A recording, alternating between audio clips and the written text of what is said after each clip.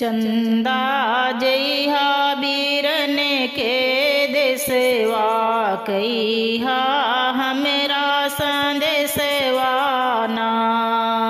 चंदा जइहा बीरन के देसवा कइहा हमरा संदेशवा ना। बाबा से कइहा हमरी अरजिया दूर पड़ी सावन में बिटिया।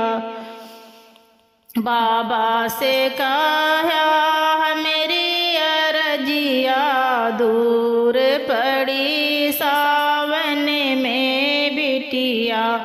ओ भैया का भेज पठाया मोरे बाबा हमें नहीं हरवायऊ बना।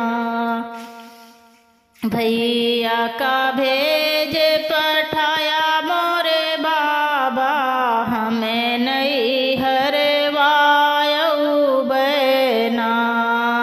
चंदा जइहा बीरन के देसवा कइहा हमरा संदेशवा ना। नैया से कइहा हमरी विपतिया मैया से कहा हमरी विपतिया। सावन में रो वह तोहरी बिटिया ना। मैया से कहा हमरी विपतिया सावन में रोवे तोहरी बिटिया ना। चुनरी चूड़ी भेजावा ससुरवा द्वारे पर झूला डवावा ना। चुनरी चूड़ी भेजावा ससुरवा द्वारे पर झूला डवावा ना। चंदा जइहा बीरन के देसवा कहा हमरा संदेशवा ना। सब सखी मिली गाँव में कजरी मल्हारी बहिनी के चूड़ी हरी हरी साड़ी। सब सखी मिली गाँव में कजरी मल्हारी बहिनी के चूड़ी हरी हरी साड़ी।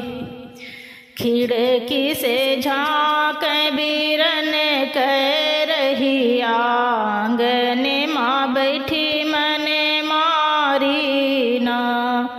ओ खिड़की से झाँक बीरन कह रही आंगन माँ बैठी मने मारी ना।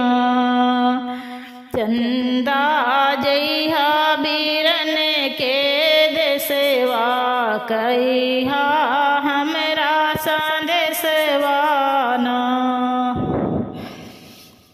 चंदा जइहा बीरन के देसवा कहा हमरा संदेशवा ना।